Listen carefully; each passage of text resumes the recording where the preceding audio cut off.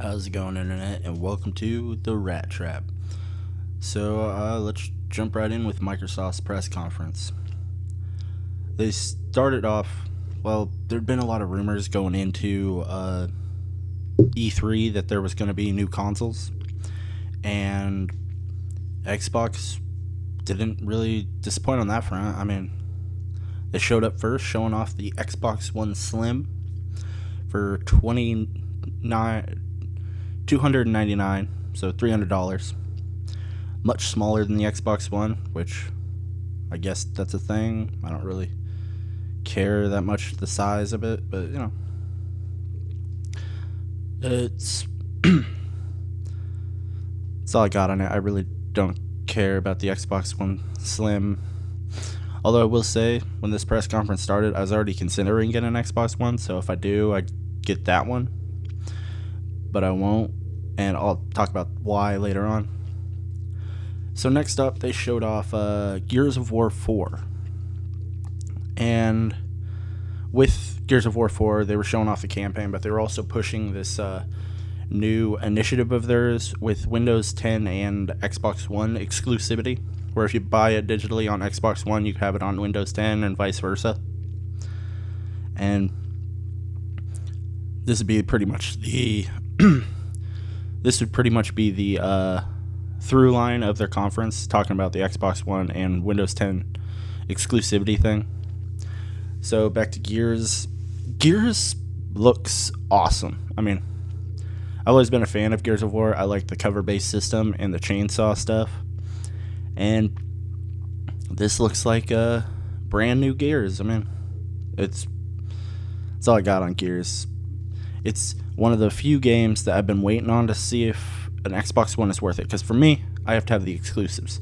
I don't care about the multi-platform games. I need exclusives because I have a PlayStation already, and that's my default machine. So any other machine I get would be for exclusives. So Gears of War 4 looks amazing. That's all I got to say on it. Next up, they showed Killer Instinct, which is already out, but they were announcing a new character, General Ran, who I have literally no idea who that is. I'm guessing he's from Gears of War. I'm not a big fighting game fan, so I kind of zoned out during that. For those interested in Killer Instinct, it looks good, but to each their own. Next up, they showed Forza Horizon 3, which is the same thing as Killer Instinct. I don't really deal with racing. I don't find it interesting at all, so the graphics do look cool though. And I always look at racing games because they have the interesting graphics and you kind of see all the different effects going on. So I use it as a benchmark for what future single-player driven games might look like, because usually racing games look amazing with all their details. Next up, they showed off Recore, which this is the first time they've shown off gameplay, and the gameplay looks amazing. This game is one of the ones when they announced it last year, I was like, what is this? And then when they showed it this year, it's like, this would be a reason to buy an Xbox One. I just, like, there hasn't been that many games that have come out that are like, yeah, this is the reason to buy it. And this and Gears of War 4 look like they could be the reason to buy one. It looks like it's a action-adventure game, which I love that style of gameplay. It's also coming out this year, which is a little strange. I didn't think it would be. Next up, they showed off Final Fantasy 15, which at this point, they just need to stop showing that game. Maybe for the people that aren't sold, I'm already sold. I already got my collector's edition pre-ordered. So, the sequence they showed did look amazing. The game, but the guy playing it wasn't that good, so, he's probably nervous, most likely. Next up, they showed off the Division expansion Underground, which is another point in the conference I just zoned out because I literally despise the Division, so I wasn't paying attention at all.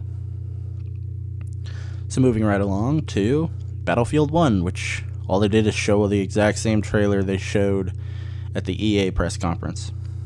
Nothing different. I still have no idea how the campaign works and whether or not it'll be good.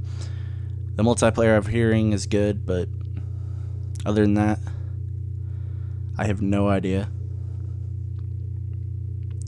So I'm going to reserve judgment until I see more of it. Next, they were talking about Xbox Live new features like background music, clubs, looking for a group, and arena. It's like, it's always good to see updates. Maybe Sony would take a hint on this, that we kind of like having updates to our console a lot, especially if they add new features. Hint, hint. So, since I don't have it, I don't know the effect of this and whether or not it's meaningful content or not. So, let's see, what's next? Next up, they were talking about Minecraft. And I used that time as my bathroom break. And I have no idea what happened in it, because I am not a fan of Minecraft. I mean, it's Minecraft. If you've played Minecraft, it's got new things. I think I came back and they were talking about add-ons for adding aliens or something. So, yeah. Aliens in Minecraft. Interesting. Next up, we have Inside, the game by Limbo, the Limbo makers. So if you ever played Limbo, it's an atmospheric platformer puzzle game. And Inside is their follow-up, and some people are saying it's like the Metroid to Super Metroid or something. I gotta say, it looks interesting. I will reserve judgment because I'm not the biggest fan of Limbo. So, for those interested, Inside's coming out this month. Next up, they had an indie game montage. They showed a lot that looked interesting, but the four that really stuck out were Cuphead, obviously, Outlast 2, Yooka-Laylee, and Bloodstained. They all look great. I always love the indie montages. It was, well put together. Looking forward to a bunch of them, but they cut them so fast that it's hard to see exactly all of them and remember the names. It's like, okay, what was the name of that game? And it's on to the next one. Next up, they were talking about their Xbox preview thing, which apparently Ark's in it or something. And they were announcing We Happy Few for it. So what is the preview thing? It's early access, effectively on Xbox. So you're beta testing their game, but you have to pay for it most likely. And We Happy Few looks amazing.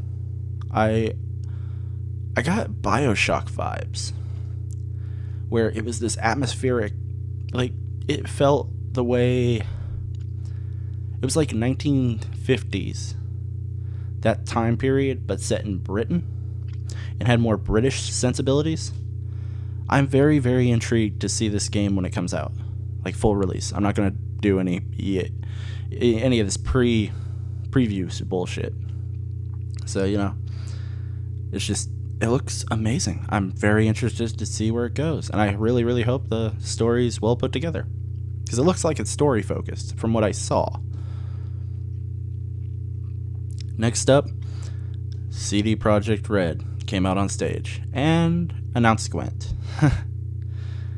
That's all they did. They came out and announced a standalone Gwent game, which I love Gwent, and I'm really looking forward to playing it. I'm hoping it's coming to PS4 because it sounds like it's coming to Xbox One, so I'm guessing it'll be on PS4 as well.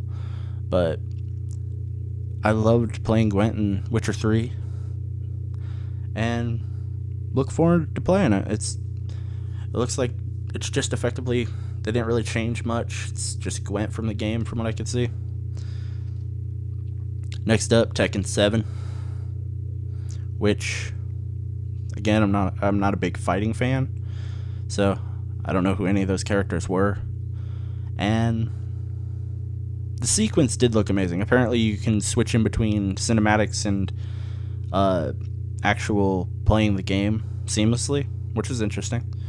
But it's kind of expected at this point. So, and it looks like it got delayed. I thought it was coming out this year, but it's coming out in 2017. Interesting.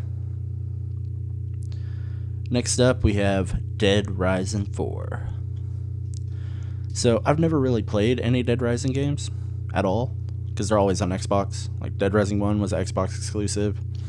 Dead Rising 2 was on both, but didn't really play it. Dead Rising 3, Xbox One exclusive. So, this one isn't exclusive, but again, it's one of those games that's like, it's like ReCore and Gears of War. It's another reason to buy an Xbox One. Like all the other exclusives added on, like Halo 5 and all that, they haven't been the best. Like Sunset Overdrive is probably the best out of the bunch. The one I'm most looking forward to playing when I get an Xbox One.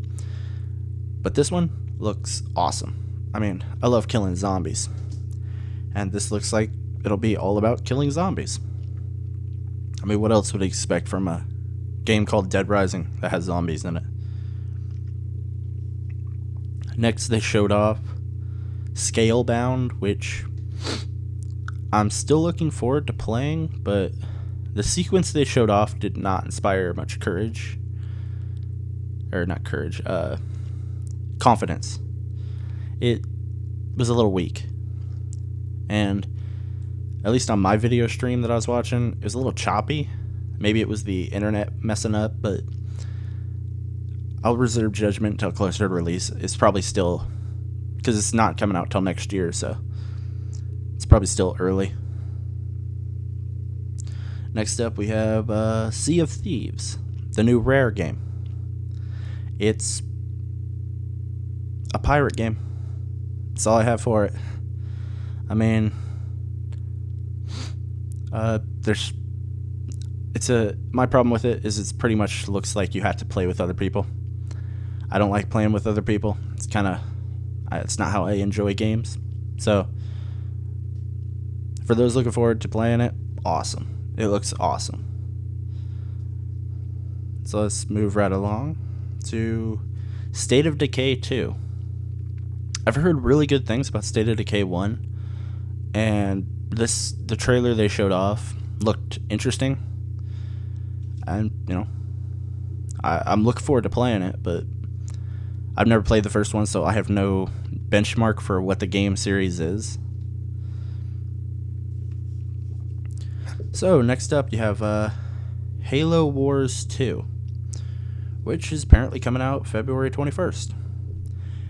It's an RTS game on console, which is surprising. I didn't think you could actually do it.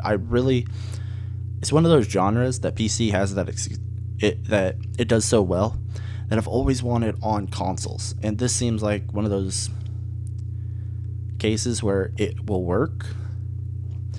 I will play it because RTSs are kind of something I've always been passionate about, but never really been able to play. And, we'll see what happens later on. And now we get to the meat of the press conference. Project Scorpio, which is real. And coming out next year's during the holiday season. Apparently it will support 4K, have high fidelity VR, whatever that means. And all Xboxes will be compatible. As in, you can play your Xbox One original games on Xbox Scorpio, not the other way around. Because there's no way you could do that. And they also use their tagline, Gaming Beyond Generations. My opinion on this, I'm still way too skeptical on it. Until we've actually got the box and we can see what it does. I don't see it as good for gamers. It's like, oh, but PC is always upgradable. Yes. But you don't have to buy a $400 box every couple years. You can buy one and it'll last you about 5 years. Well, okay, that was a bad example. I mean, When you buy a console, when I buy a console, I expect it to work for the entire generation, not be replaced. It is the game console. And this seems like it's going like, oh, that game console you have? No longer worth it. Buy this one. Like, here's the funny thing. When I was watching this press conference, at the beginning, I was like, okay, now I got to figure out how to get an Xbox One, because this is about the price. $300 is pretty good. And there's some interesting games coming out, like Gears of War 4 I'm excited for, and all these other ones. But then at the end, they announced this, and it's like, nope. I think I'll wait for now. So, I mean, until we've actually seen it, it's all speculation as to what it'll do. So I'm just going to wrap it up with that, and let's give the conference a grade. Overall, it was good, but not, like, amazing. Maybe it's because I don't have an Xbox. So overall, I have to give it a B. It's hard to get an A from me, believe me.